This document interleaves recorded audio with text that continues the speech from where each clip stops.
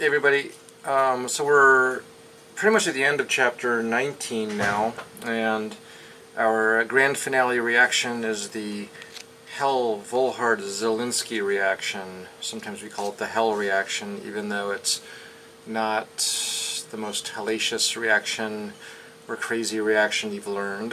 We've had some pretty crazy reactions, but this isn't really one of them. The name comes from, well, the three chemists that discovered this. One of them, there's a Wikipedia page on this reaction. The chemists are Carl Magnus von Hell, typical German name, around in the late 1800s, and Jacob Volhard, not the Volhard from our textbook, different Volhard. Also a German chemist around late 1800s, and then Nikolai Zielinski, who is a Russian chemist, also kind of in that late 1800s era when a lot of organic chemistry was discovered, well before we had NMR and stuff. So it's pretty crazy. We were able to do crazy chemistry without things like NMR. So that's a whole other story. We also call it the HVZ reaction. That might be a way to remember it. Okay, and anyway, so what is it? It's just, all it is a kind of convoluted process to generate, basically turn a carboxylic acid into an alpha bromo carboxylic acid. You can't just do that naturally, and we do know how to do it with a ketone, right? So if you have a ketone, you basically use Br2 and acid, right? Br2 and acid. That's how you make an alpha bromo ketone. So you can't do that with a carboxylic acid because of basically the hydroxy group that causes some problems.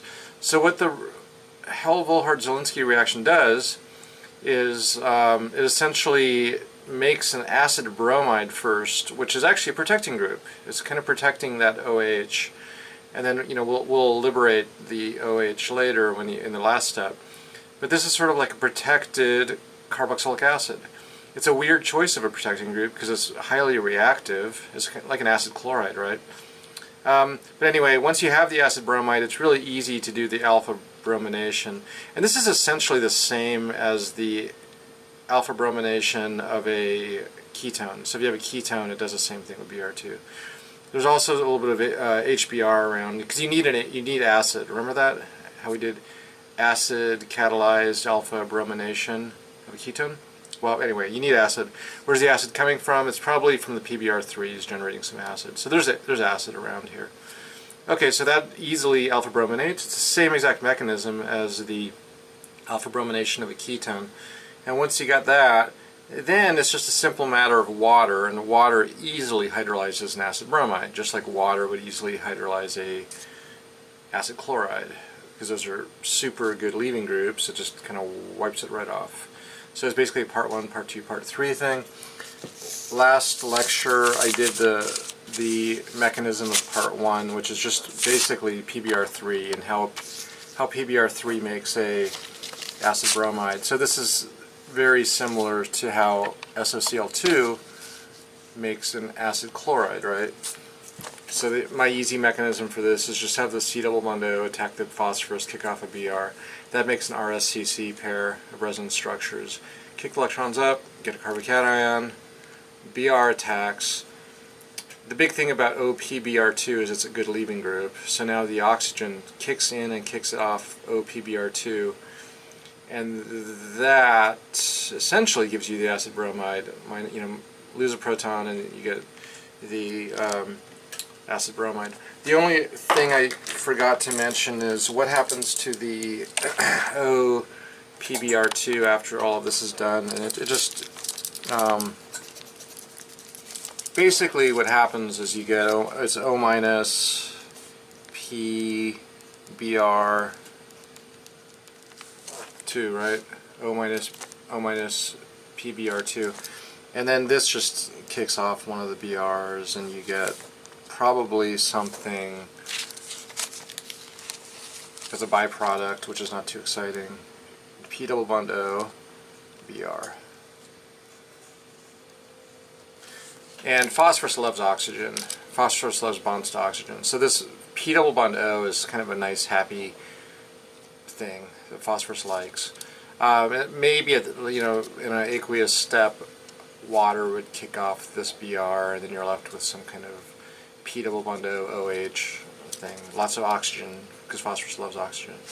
Okay, but anyway, we got the idea of part one. It's just a matter of making the acid bromide.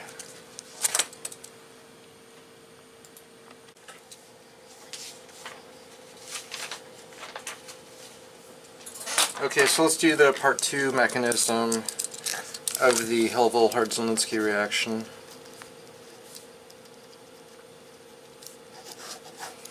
And again, all we're doing for part two is the alpha bromination.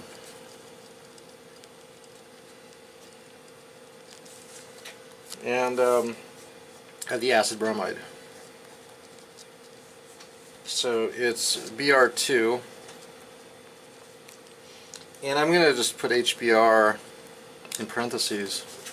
The HBr is present from part one. Part one made, generated some acid or HBr, some acid, right?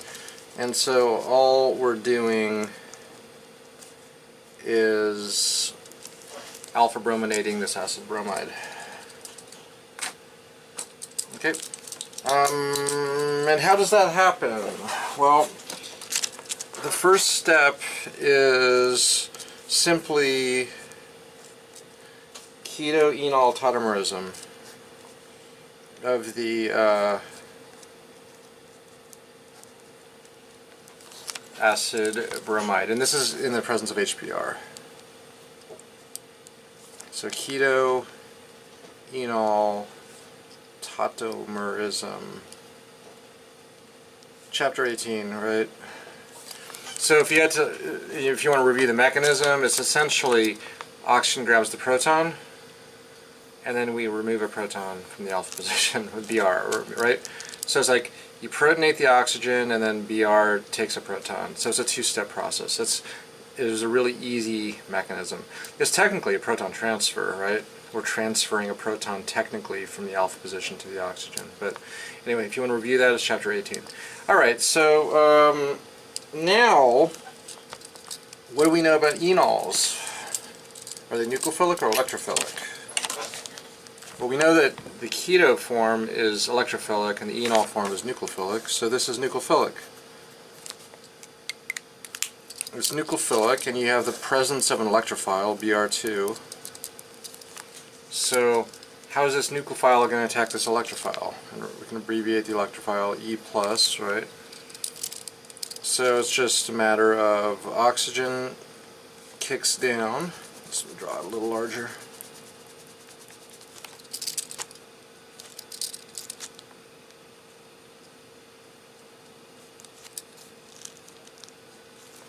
There's an enol, right?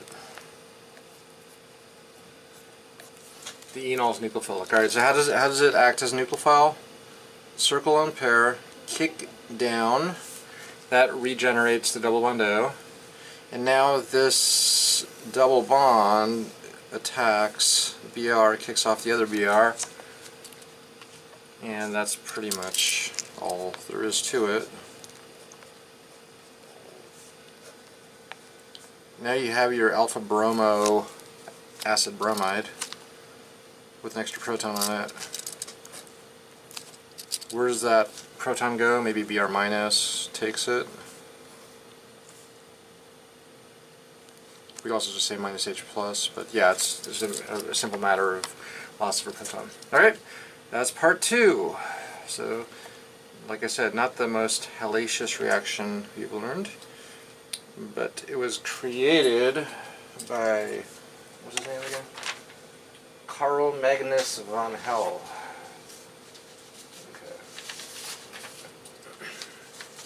Okay, so part three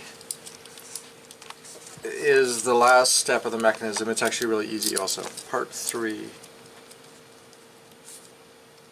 mechanism. This is hydrolysis, you could say. You might also say it's deprotection, because we consider the acid bromide kind of a protecting group, so we're going to deprotect. And it's really easy. So you got your acid bromide with the alpha bromo group. So the last step is reaction with the water.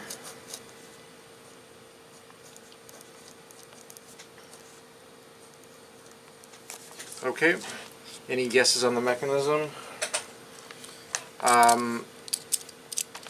So we don't do this in the presence of acid or base or anything, it's just water. And you could just imagine water. What can water do? Water is a nucleophile, so water will be a nucleophile.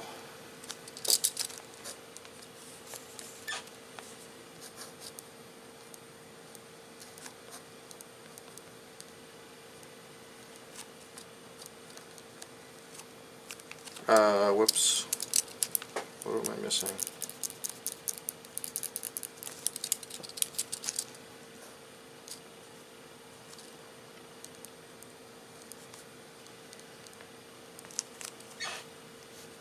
Alright, something like that.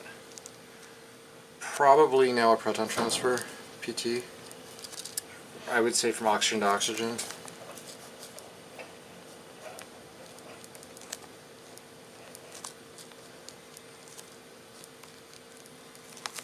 And bromine's a good leaving group, so kick off the leaving group now.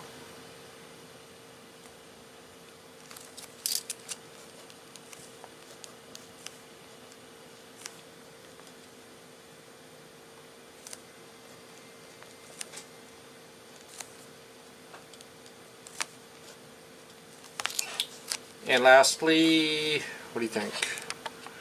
Minus HBr, or minus H plus, I'm sorry. And there it is. That is the Volhard Zielinski reaction. We did part 1, 2, and 3 of the mechanism. It's kind of a, you know, it's a little bit long, but nothing's too crazy for us, right? Okay. Lastly, what I'll do is I'll just show like a potential use of this. You know, why would you want to put a bromine next to a carboxylic acid? Why would that ever be useful? And the reason is because a bromine is a good leaving group, right? And so we could then do some SN2 chemistry, like from organic 1 or something, and so, you know, attach a bromine and then go kick it off with something, right? So I'll show one example of that, and we'll be done with this chapter. So example of this Volhard Zielinski reaction in use to make amino acids. Those are cool, right? So we can actually generate amino acids, which are used in biochemistry. So how about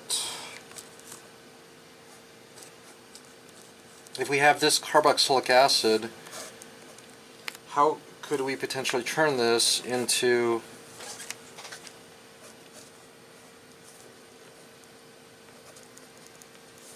this interesting carboxylic acid with an amine group, also called an amino acid, right? And this is phenylalanine, which is one of our amino acids that we use to make peptides and proteins in our body, right? Well, okay, so think about it, just think about this retrosynthetically, right? How could we attach an NH2? We haven't done the amine chapter yet, that's a little bit later, but I'll tell you that, you know, nitrogen's nucleophilic, so if you have NH3, for example, like say we had NH3 and we had something with a leaving group on it, then we could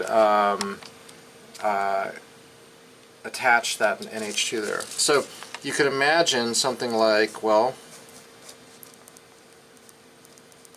what if we had a leaving group like bromine on it, on this carboxylic acid? Then we could just do NH3, and that's a nucleophile, right? And we could just take that guy right off and make phenylalanine, or you could do this to make almost any amino acid, right? Now the only issue is, how could we possibly install a bromine at the alpha position of a carboxylic acid? I don't know. What do you guys think? Have we ever learned a way to install a bromine alpha to a carboxylic acid? And the answer is yes, we just did 2 seconds ago. Br2, PBr3, H2O. Remember, the PBr3 is actually step 1 of the mechanism, then Br2 is kind of step 2 of the mechanism, water is step 3 of the mechanism. Okay. And that's how, one of the ways you can make amino acids.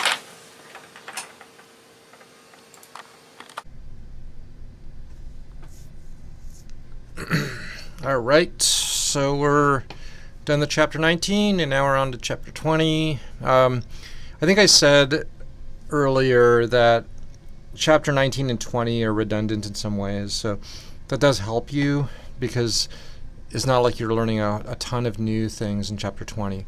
Here and there's going to be some pretty new stuff, but like, you know, a lot of this is still just nucleophilic acyl substitution, the NAS reaction that you're pretty familiar with.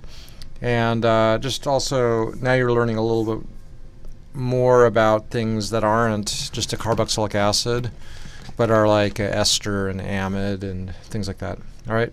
So yeah, let's talk about carboxylic acid derivatives and do the conceptual points, and then I'll jump in and do the reactions and mechanisms and all that stuff too. Okay, so what are those carboxylic acid derivatives again? We had acid chlorides, anhydrides, esters, amides, I think were the key ones, right? A couple names of acid chlorides that you'll see from time to time.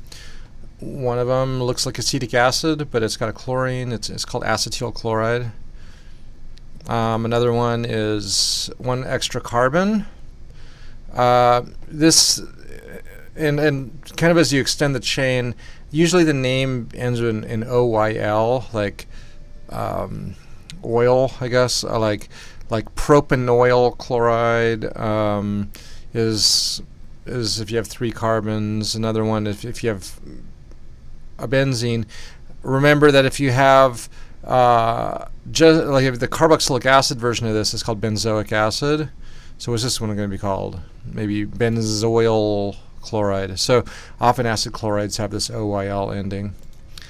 Anhydrides. The most common one in the world, I'm pretty sure, is this one, and it's sort of also based on the structure of like acetic acid, or acetyl chloride has the same thing. So this is acetic anhydride, and it's the common name that everybody uses in the world. I think this is propanoic anhydride. Sometimes the names aren't totally logical, but I don't know. You get familiar with them, and there's also sometimes a couple different names of these things. I think like propanoic chloride might be used. I don't know about propanoyl anhydride though. I don't know. Naming is kind of a weird thing. Sometimes you can have an anhydride where it's asymmetric, right? So it's like you have apparently a formic group on one side and an acetyl group on the other. And I think this is formic acetic anhydride, or actually acetic formic anhydride. All of these kind of do the same thing, right? So the top ones are very logical that you have a chlorine as a leaving group, right? The bottom ones, it's like one side gets attacked and the other side's a leaving group, if that makes sense, right? So all of these have a leaving group. They all kind of act like the acid chlorides, right? Now in this one, is acetic formic anhydride, if one side gets attacked and the other is a leaving group, which side is the electrophile side, the side that gets attacked? Probably the formic side, because it's smaller, right? So if you're a nucleophile and you're deciding which side am I going to attack, it's probably going to be the side that's smaller, right? So that's true. And this molecules is a great way to attach a formyl group, which is this kind of left side of the molecule, onto like a nitrogen or oxygen or something like that. Okay, for naming, the naming of esters, this is a little more complicated, and you will see this. It's not necessarily on the quiz, but on the final, I think we're going to have a question or two about like ester naming, which is just a little bit more complicated. And this, the nice thing is this is systematic. There's like a logical way to do this. It's not just memorization, right? So the way you name an ester is going to be called an alkanoate, basically. That's the formula. And the left part, when you say alkyl, that refers to the oxygen side. Like the oxygen, there's, esters always have an oxygen side and then like a carbonyl side. So on the oxygen side, it looks like it's 2 carbons, right? So, and if I say alkyl alkanoate, I mean it's going to be ethyl, and then how many carbons are here? 1, 2, 3, 4. Ethyl, and then 4 carbons is going to be butanoate. So it's going to be ethyl butanoate. Ethyl butanoate. So that's a pretty systematic way to name these things. Almost every ester can be named this way, so it's really nice.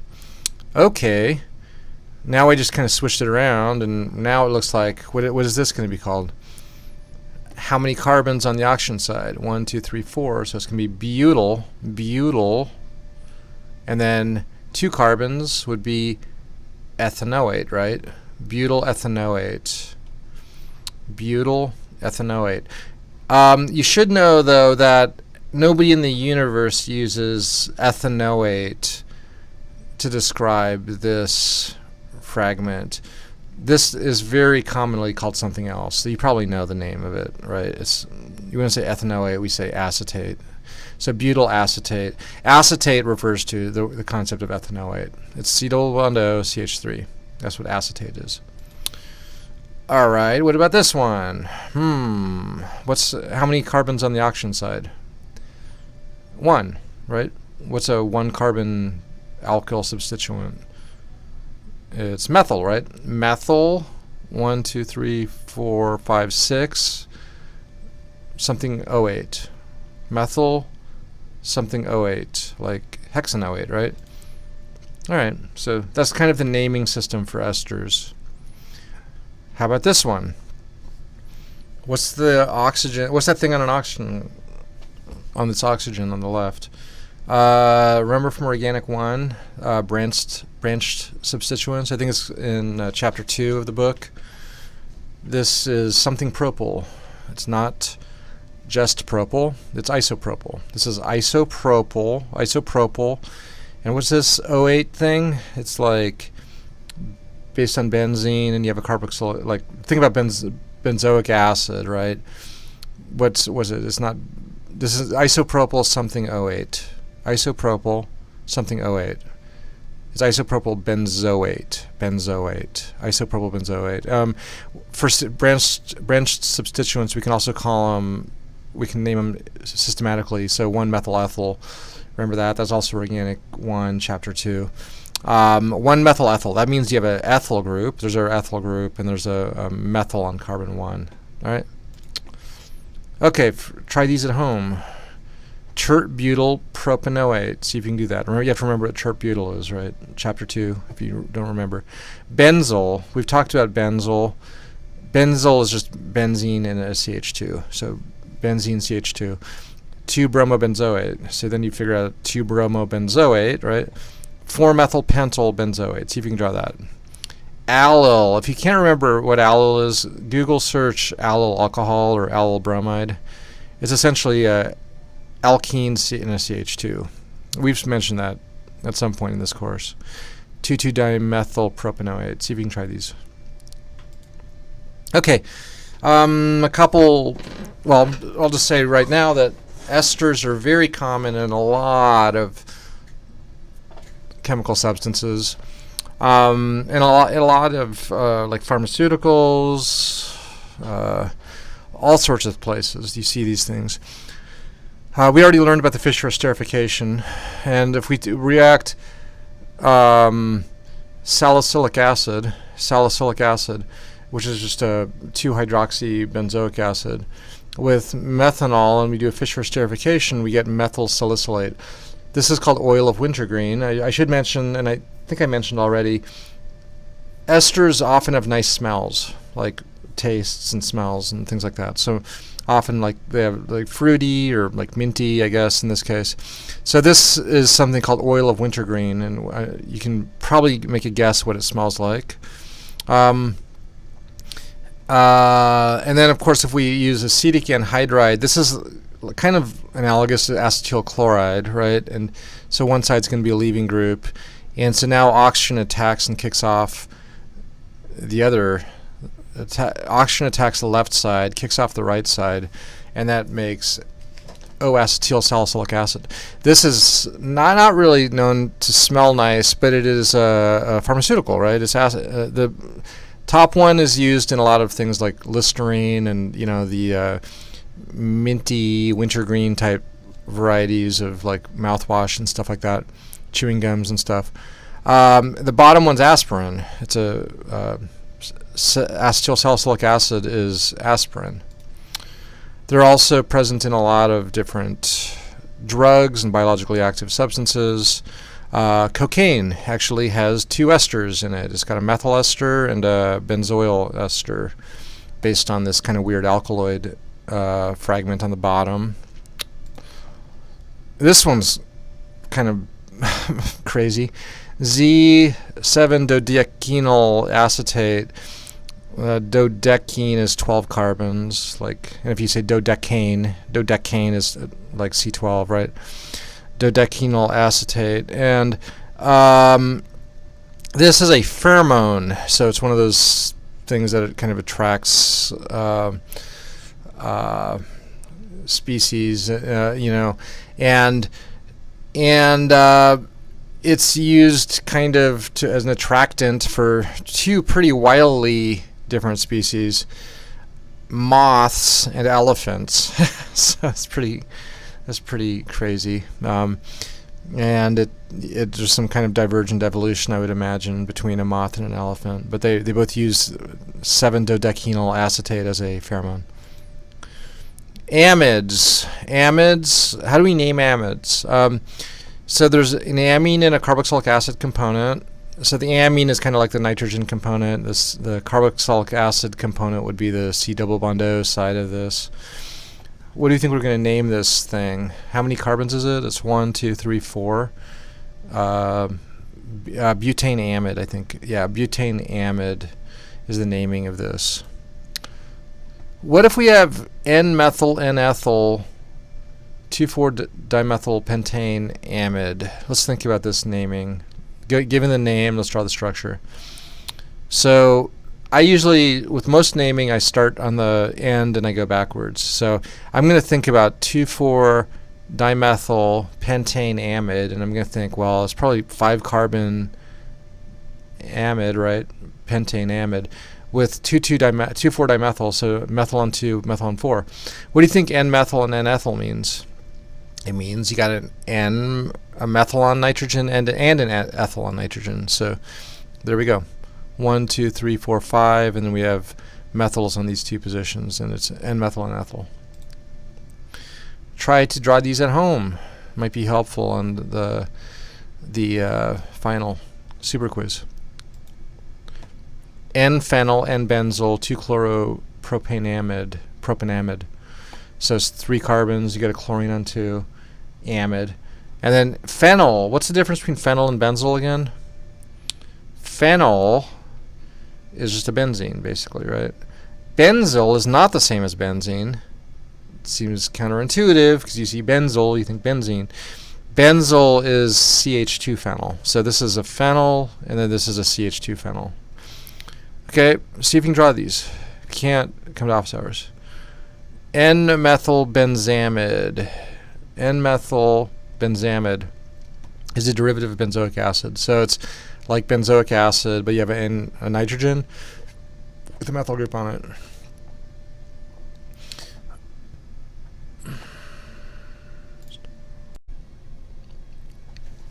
Okay, so we know a little bit about the reactivity of carboxylic acid derivatives, and we know, for example, we've learned that of the different ones we know of, acid chlorides are the most reactive. Then comes acetic anhydrides, right? and then come esters, then amides, and then carboxylic acids, right? All right. So why is this? Well, there's a couple of reasons.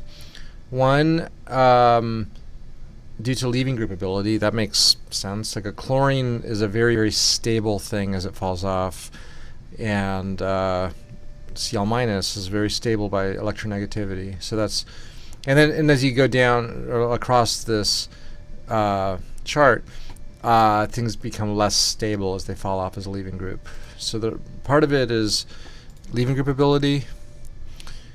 So acid chloride, nucleophile kicks it off, and you get a new derivative, and chloride falls off. It's a very good leaving group. As opposed to like an ester, you can do the same reaction, and the nucleophile will attack and displace the ethoxy. It's not as good of a leaving group. It's not as stable because it's not as electronegative as a chlorine on it, right? So that's part of the rationale. There's also resonance stabilization of the substrate, and that kind of will vary the reactivity of those different substrates. So, for example, amide we know is kind of one of the worst ones. It's very non-reactive. It's on the right side of that chart. Part of the reason is because nitrogen can kick in its alone pair and push electrons up. It's resonance stabilized, right? When something's stabilized, it's not necessarily reactive, and so this is going to be less reactive to nucleophiles just because it's intrinsically stabilized. Okay. Substrate is extensively stabilized, and the resulting leaving group is unstable. Therefore, amides are not very reactive. That's one thing. Another interesting thing is amides do this very extensively, and it almost has alkene character, right? And this can kind of hinder rotation. So amides don't necessarily rotate as freely as other functional groups because it's kind of locked. When you're a double bond, you don't freely rotate. So that's another thing about amides. Okay, and the other thing is, like, say we just consider some acid chlorides with different things next door. Which is going to be the fastest one to get attacked? Probably the one without tons of stuff next door, right? So acetyl chloride versus propanoyl chloride, or 2-methyl propanoyl chloride, or 2,2-dimethyl propanoyl chloride. Of course, the acetyl chloride is going to be the most reactive because of less steric hindrance, right?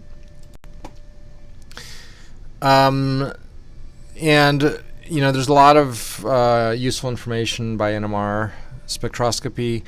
In carbon NMR, you can see each of these carbons directly. Remember, you can't directly see them in proton NMR, but we can still figure out they're there, usually by molecular formula, degrees of unsaturation, right?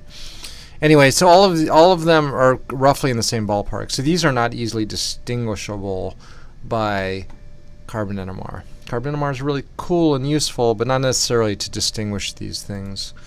One interesting difference between these ones and like a ketone and an aldehyde is ketones and aldehydes are a little more downfield, so around the 200 to 200 range, right? Okay. All right, and then this shows a little bit of the proton NMR of kind of how an ester might look. One of the big things that really helps you figure out the NMR of an ester is the side with the oxygen on it. If it has CHs and stuff, look at that big number, 4.7. So there's a massive downfield shift for like a OCH or OCH2 that's next to an ester. Okay. What if let's pretend you cover up the double bond O. Pretend you cover up the double bond O like it's an ether instead of an ester.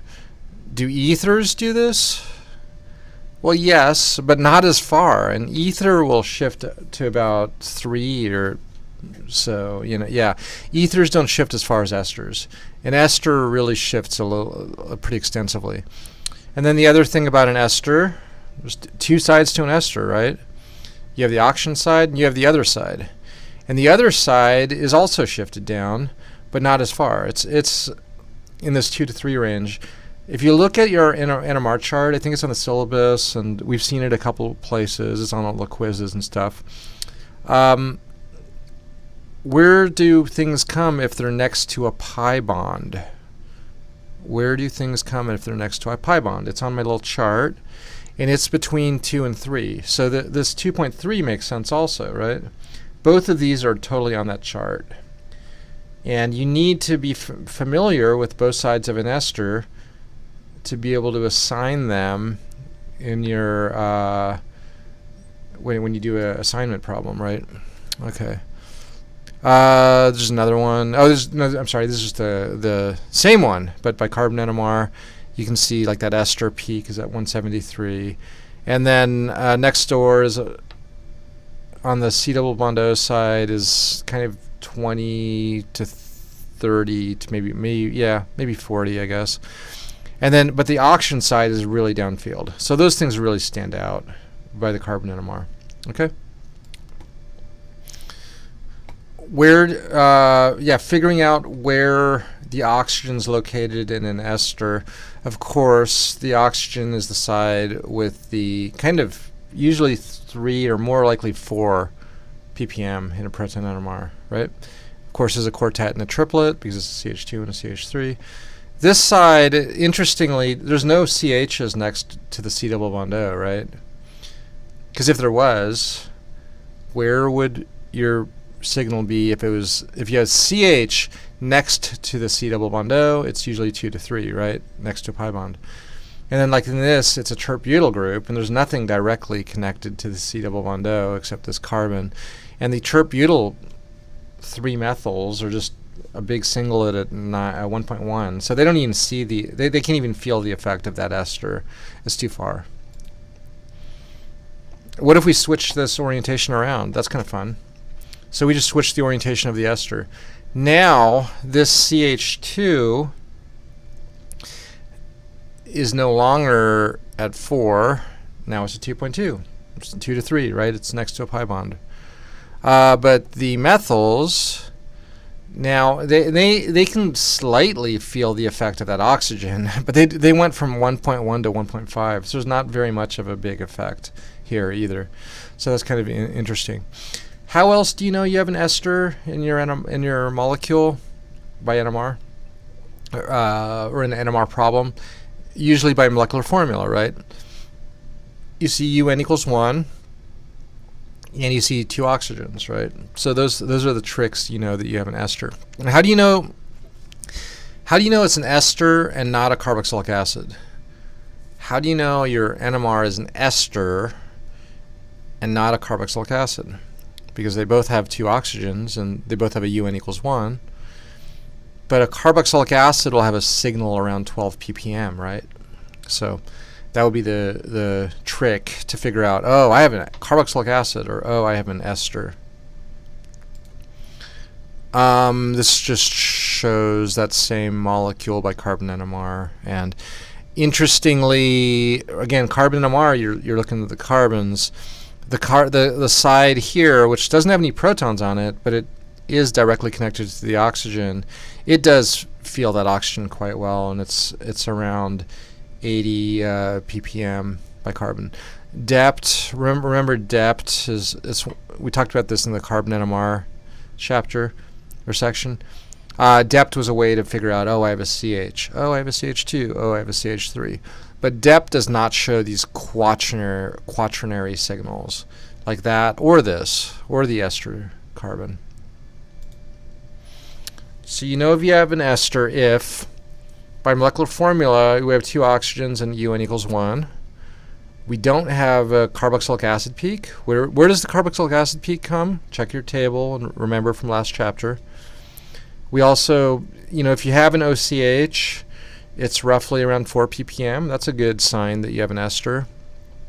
Maybe if you, with carbon NMR, your OCH is roughly 60 to 80, and your C double bond O is roughly 170 to 180. So all of these things are kind of tricks to figure out, oh, I have an ester in my molecule.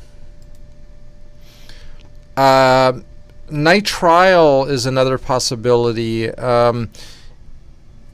What's a nitrile? It's something C triple bond N, right? So, and those are fun. I think I have an example where you have to figure out, oh, I have a nitrile. This chapter we do learn a little bit about nitriles. That's why we're bringing it up. The thing about a nitrile is you have a nitrogen. You need a nitrogen to have a nitrile, right? And UN equals 2 because it's a triple bond, right? You have a single bond and then you have 2 additional bonds. That's why you have UN equals 2. So these are some tricks to figure out, maybe I have an ester. Oh, maybe I have a nitrile. Okay? For the most part, nitriles are pretty simple by NMR. Here's these ones I think you can figure these out. These are really easy. You can email me if you want to double check your work. Just send me a potential problem or put it in an iLearn or something. Figure out UN equals to the UN first, right? And yeah, you don't really even need to look at the carbon NMR. Just focus on the proton and see if you can figure out the structure of these.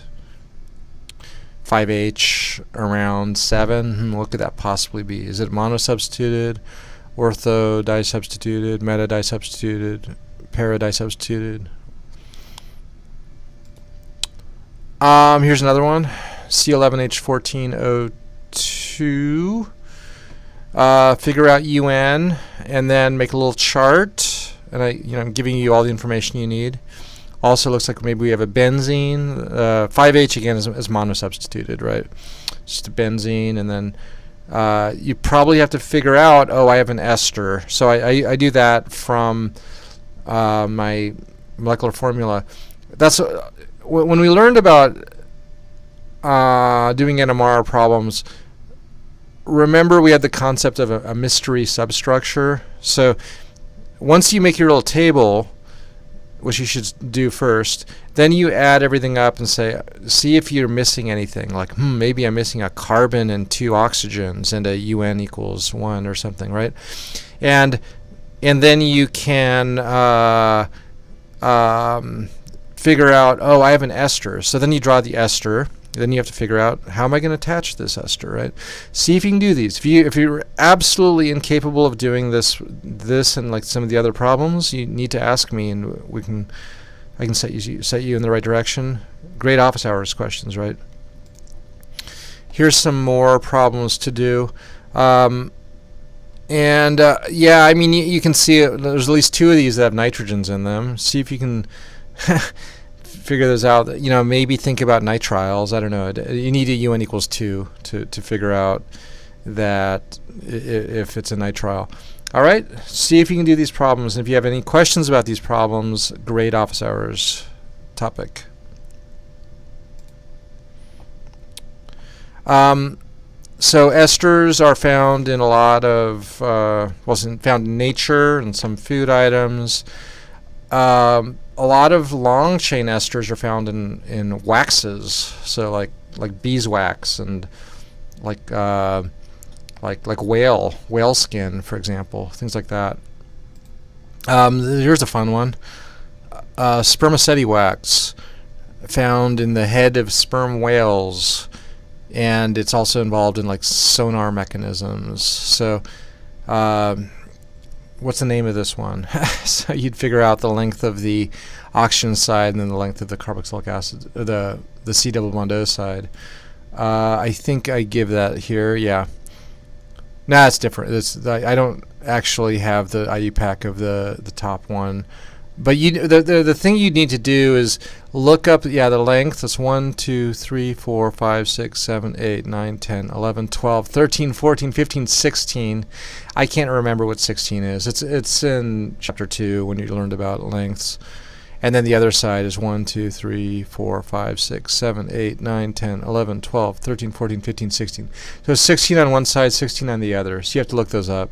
Now here's one found in beeswax that has 30 carbons on the oxygen side, and it has a name. They all have names, right? It's triacontyl, I guess. I don't know how to pronounce that. hexadecanoate, and the hexadecanoate is 16 carbons on the other side. All right. So these are kind of waxy, often solid structures found in like waxes and like produced by bees and other organisms. Triacylglycerides, I misspelled it. There should be a Y there. These are found in natural oils and fats and things. They're based on glycerol, which is just a trialcohol. 3 carbons, alcohol, alcohol, alcohol. This kind of shows how they come together. So glycerol is this trialcohol, and then you can have like different or different carboxylic acids, and these are fatty acids because they're kind of fatty on one side and they have a carboxylic acid on the other side, and they come together and they can make these triacylglycerides, which are just triesters, right?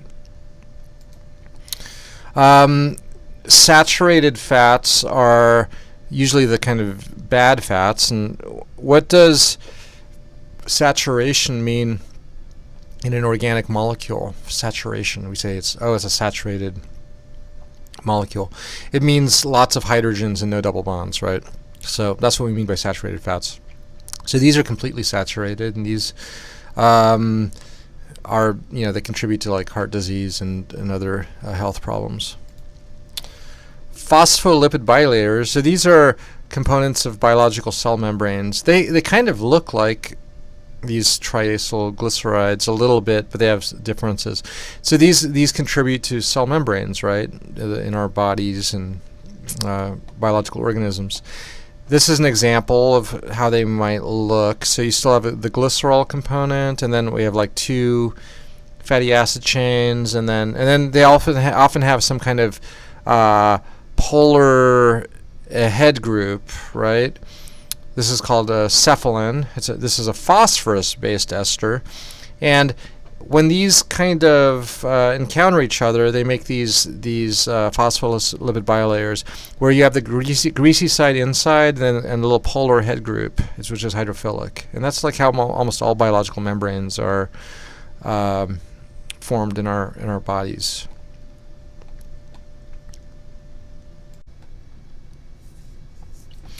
Okay. We talked about ester hydrolysis last chapter. Ester hydrolysis. And we said that we even gave it a name. Remember Ester hydrolysis? It's just base-mediated ester hydrolysis. I said saponification, right? Saponification. Remember that word? Saponification. And I said that it was making something. Remember, it's soap making, right? And a lot of people actually make soap as a hobby. And one of the ways to make soap, and this is like kind of the basis for most early soap making, was using kind of like animal fats, which are triacylglycerides. So based on glycerol, and you have these long chains, and then reacting that ester with sodium hydroxide, right? Base-mediated ester hydrolysis, or potassium hydroxide, salts of hydroxide, OH minus. And remember what happens? These are strong nucleophiles, and they attack the carbonyl, kick electrons off, and temporarily you actually get glycerol and sodium salt of your fat, right? So like a sodium salt of like this kind of long fatty chain, right? And that is actually an effective soap. You can actually use this as a soap, and a lot of the early soaps were actually produced this way, right? What happens with these molecules when they encounter water is they also kind of do something sort of like a cell membrane, except it's not a lipid bilayer the same way. But essentially you get a head group and then a long fatty chain in the middle. And what happens when you rub this on your hand or something, right? You're like washing your hands, you're using a soap, and you have greasy stuff from whatever on your hand, right? Is that these micelles from the soap, they absorb the greasy particles like on your hand, and so that's and then they wash away because of the outside is a kind of a polar environment. It's like these little spherical micelle structures, and that actually is a way to, you know, basically clean your hands from like greasy substances from like eating and stuff like that. So particles get trapped inside the micelle, and then they wash away because of the polar environment on the outside. Okay, that's the end of the PowerPoint stuff.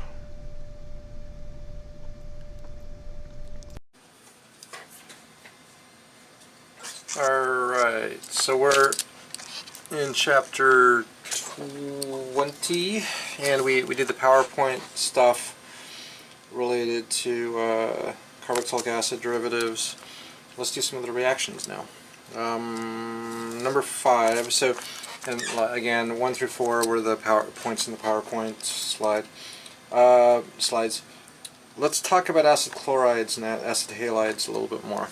Chemistry of alkanoil, remember oil, halides. So this does refer to acid chlorides and acid bromides. Generally speaking, acid chlorides are the ones we use, but occasionally acid bromides are used also. Making, how do you make them? Well, that was really easy. We already learned this. Remember, a lot of this is redundant. See, it's not like everything is totally new to you. Well, we know how to make acid chlorides or acid bromides, right? What was the reagent to make those two things? SOCl2 or PBr3, and I'm not going to review the mechanisms because you know these mechanisms already before. And for acid bromides, we also just learned about this with that Hillville Herzenlinsky reaction, right? And then acid chlorides, we learned that a little bit earlier with SOCl2. One of the things you can do once you make them is the most boring thing in the world. We can hydrolyze them. It's like, why would you make it if you're just going to hydrolyze it? Now, with acid bromides, we did that for the Hillville Zielinski reaction as the last step, and that was kind of like a deprotection. So that was actually a useful thing, I guess. Okay, but essentially what the hydrolysis does is it just gives you carboxylic acid, right? And in a nutshell, and I'm not going to review it because we just learned it again in the Hillville Zielinski reaction. The water attacks, you do a little bit of proton transfer, kick off the chlorine, and then lose a proton. So this is also seen before in the Hillville Zielinski reaction. That was for acid bromides, but the same thing for acid chlorides. Anyway, hydrolysis is not that exciting of a reaction. The byproduct, of course, we're adding OH, so you're probably going to get HCl as a byproduct, and that makes sense too. Alright? Alright, so what else can we do with acid chlorides that's maybe a little more interesting? Well, you can make esters, ester formation.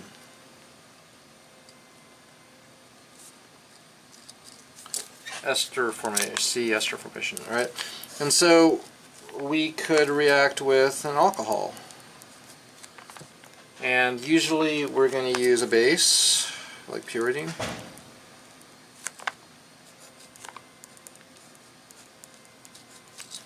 And that nicely makes esters, alright?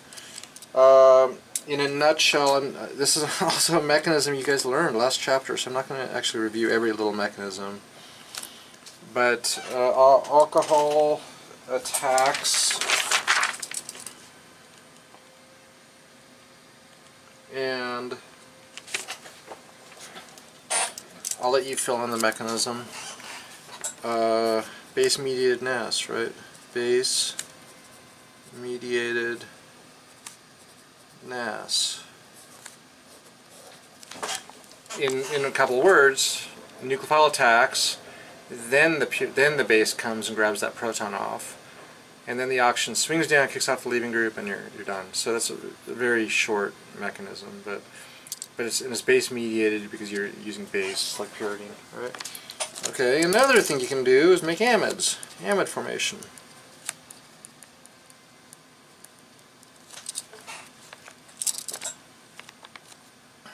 We'll use our same boring acid chloride. Maybe we'll react with dipropylamine and maybe a little bit of base. And it's the same thing, base-mediated NAS.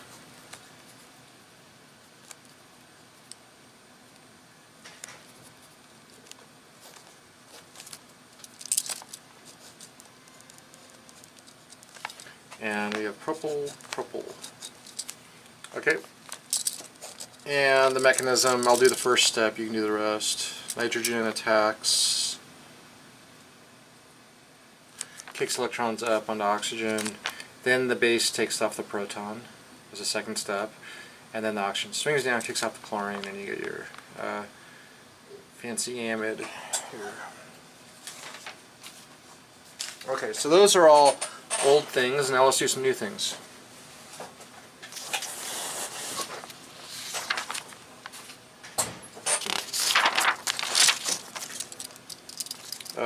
So we're on 5.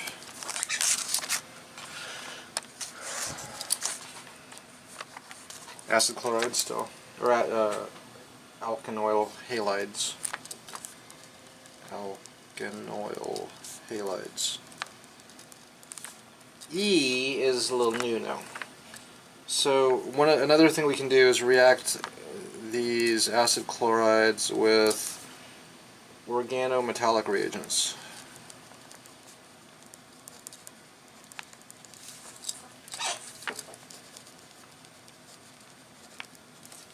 Okay, so there's essentially two pathways. And this is new, but it's not that crazy, it is a little bit new. It's not that crazy though.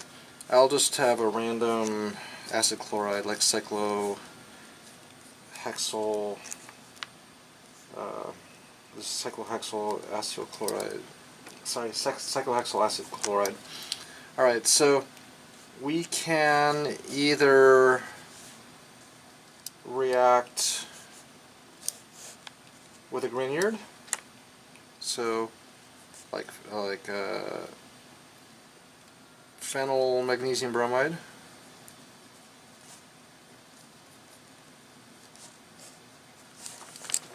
and that does one thing, right? We know two types of organometallics. The Grignards and organolithiums do basically the same thing. We also know about another one, right? What's our new one that we've learned about? Cuprates. Remember the cuprates? How they're based in copper. How they do 1,4 additions to enones. Remember that? Okay, so they actually do something slightly different. Alright, so the Grignard, in a nutshell, is a nucleophile, so it's kind of can attack. Electrons go up, electrons go down, and then kick off the chlorine. Now this is it's really a two-step process here. The Grignard attacks. Electrons go up, then the electrons go down, and then that kicks off the chlorine. So it's really two steps, right? Up, down, off, right? And what does that give you? A ketone. Right? Nothing too exciting there. But the thing is, what do ketones do when they see Grignards? What do ketones do? I'll just sneak that H water under there. So so actually, what I'm trying to show here is that this is actually a reactive intermediate. So let's erase this, because it's not like we isolate this. This is an intermediate, right? Well, we do have more Grignard around. Okay. We do have more Grignard. Okay, so what is this additional Grignard going to do when I see the ketone? Think about organic 1, right? It's going to do it again. Does it again. And then lastly, that water step will protonate your oxygen. Now, what's your final product of this?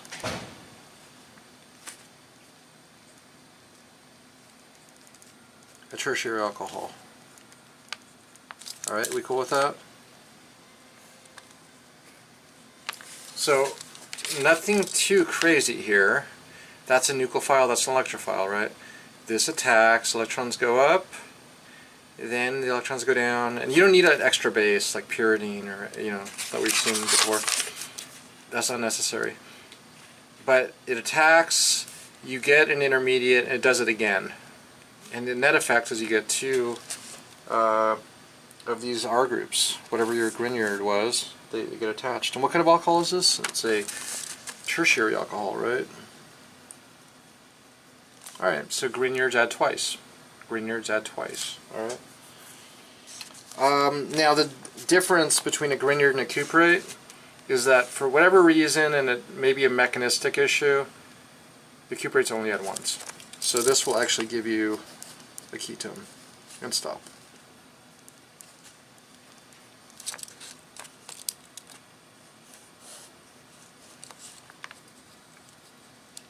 Alright, so Grignards add twice. And this also applies to organolithiums, right? So R, lithium, those organolithium things, yeah, same thing. Alright, but those will add twice and give you a tertiary alcohol, whereas a cuprate only adds once. The ketone, because ketones are not reactive to cuprates, right? We know enones are, but not just normal ketones. Okay, yeah. So that's kind of interesting. And I'll just follow up by saying this is a great way to make ketones. It's a great way to make ketones. What's our great way to make ketones? Make an acid chloride and react with the cuprate. Alright? And how do we make cuprates again? How to make cuprates like phenyl cuprate, diphenyl cuprate. How do we make cuprates? Well, all you do is you take something like bromobenzene, and you make an organolithium, which is just 2 lithiums.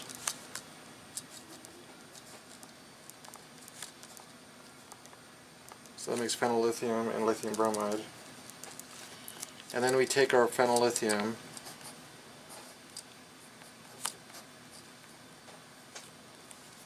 react with copper X. I think we use 2 of these now. And then this makes the cuprate.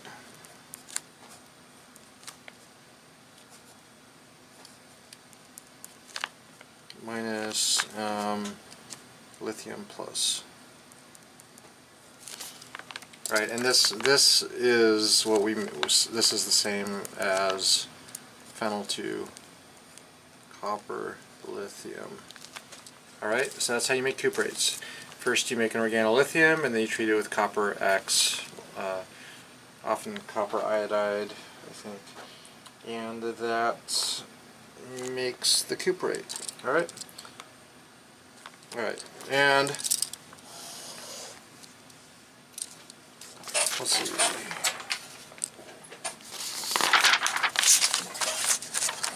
So what are the 2 behaviors of cuprates now? 2 behaviors that we've learned about for cuprates. one is that if you have a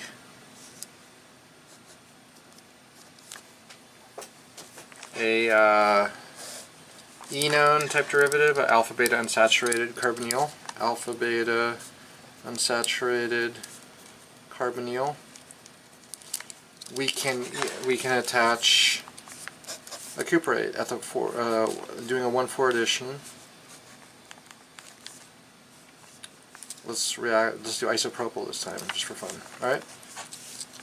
So yeah, if we want to attach a isopropyl group, then we just use isopropyl cuprate.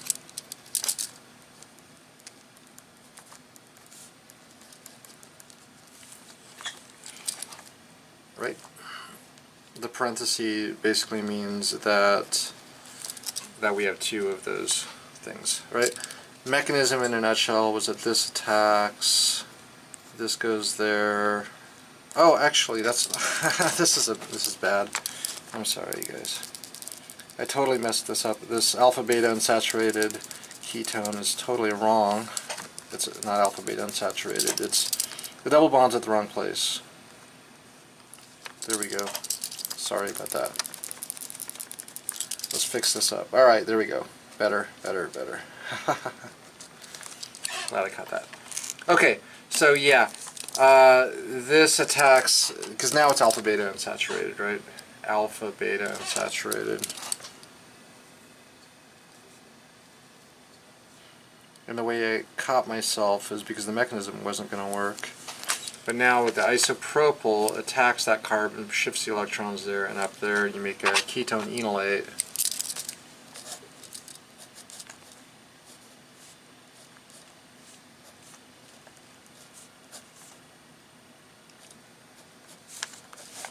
And then water gives you a proton back. And that's it. Okay, so that's one behavior, is 1,4 additions. The other thing we now know is that if I have an acid chloride, we'll use the same cuprate, diisopropyl cuprate, that we can make ketones. Step one, and then water.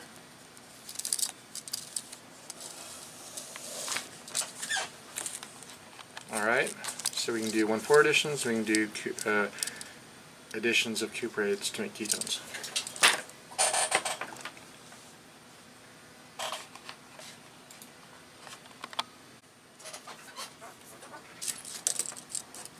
Okay, good. So now we're talking about F, which is another reaction of acid chlorides, theoretically bromides also. In addition to doing like a partial nucleophilic addition where we attach one R group instead of two, we can also do that with reductions. So a partial reduction of an acid halide, primarily acid chloride. All right, so let's show the example here, and it's just going to be a different reagent. So if I have random acid chloride, in addition to doing that, you know, mono addition versus double addition of organometallics, I can also do a double reduction or a single reduction. Now the difference will be, this is our standard strong reducing agent, right? Lithium aluminum hydride followed by water. But we're going to have a different reducing agent that does a partial reduction, all right, to an aldehyde. Okay, so what happens here is that H minus, because lithium aluminum hydride is basically H dot dot minus, right? So that we just describe this as H minus. It attacks once, so electrons go up, then electrons go down, and then electrons kick off to form the Cl, kind of like an NAS reaction. right? 2 steps. Electrons go up, electrons go down, kick off the chlorine, right? And that makes an aldehyde, right? R is the whole left side. But then it does it again, right? Because aldehydes are super reactive to the lithium aluminum hydride. And the final product is a double reduction. So it's like we added one H, then we added a second H. I'll just draw that final product. Benzene, carbon, carbon, carbon, OH, primary alcohol. Okay?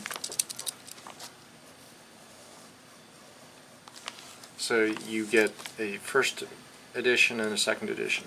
Then the question is, just like we used cuprates to do a single addition of an R group, is there something we can do to give us a single addition and stop at an aldehyde? And the answer is yes. So we can actually stop at the aldehyde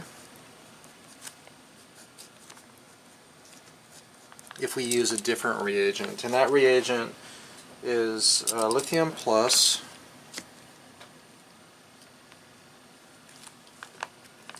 H aluminum, and then we have 3 butoxy groups. See that? With a minus charge on aluminum. So it's lithium tri-butoxy. These are methyls, right? Butoxy. Those are methyl. Lithium tri-butoxy aluminum hydride. Lithium tri-butoxy, because those are butoxy groups, aluminum hydride. And like some water type step. And that gives us a aldehyde. Mono addition product, which is the aldehyde, which is pretty cool. So let's just do another example of that.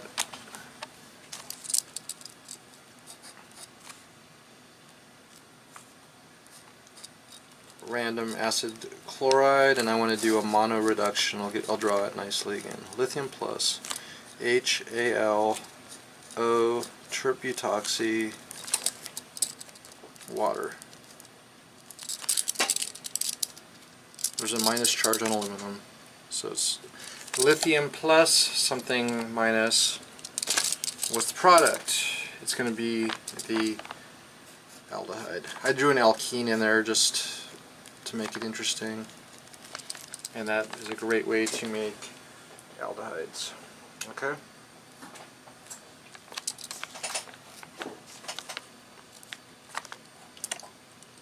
I think I'll review this again next time, but I think for now I'll just stop. So, but in summary, what we just talked about was we can do like single addition of organometallics to make ketones. We can do single addition of hydrides. So this is just like a special hydride reagent, a special H- that stops at the aldehyde. It doesn't keep going the way that lithium aluminum hydride does. Alright, and here's just another example of it. So we can convert an acid chloride to the aldehyde using this lithium tri-butoxy aluminum hydride. Because what would happen if we reacted this with lithium aluminum hydride, right? It would first make an aldehyde, then it would reduce that to a primary alcohol. So you could draw that if you want, just for practice. Lithium aluminum hydride. Draw what you get there, the primary alcohol version of that. Alright, cool.